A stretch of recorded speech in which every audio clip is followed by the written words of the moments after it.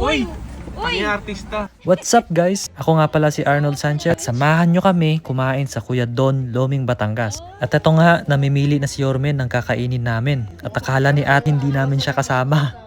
Oh, really? Hindi Yes. siya counted. Tara, uwi na lang. Hindi, nauna ka kasing pumasok.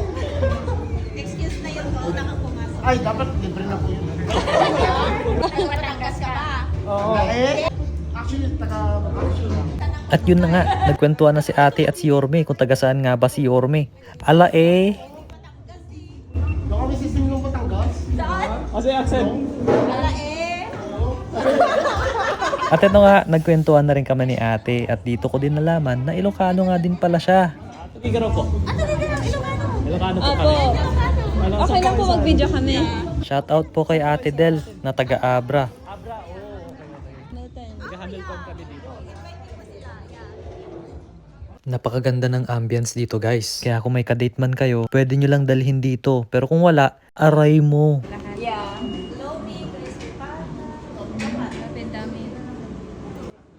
Marami silang choices pagdating sa pagkain. Meron sila ditong tray menu, barkada meal, family meal, at BFF meal.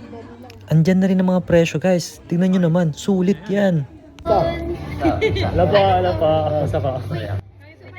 Ito nga pala si Kuya Don, ang may-ari ng Kuya Don, Loming, Batangas. Nakakatuwa lang din dahil mismong may-ari ng restaurant ay lumapit sa amin para magkipagkwentuhan. Astig, di ba? At ayan na naman si Yorme. Nagpapakilala na naman, taga Batangas siya. Ala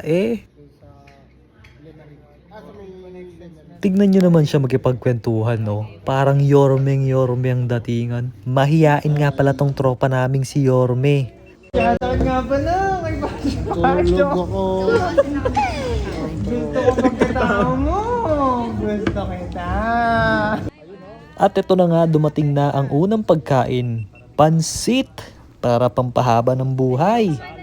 Ano pong pangalan niyo, ate? Belle. Alam ko ano Belrano.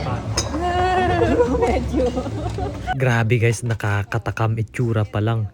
Kaya tignan mo naman yung mga tinginan namin dyan sa pagkain na yan, oh. Yan, oh. Tingnan nyo. Op.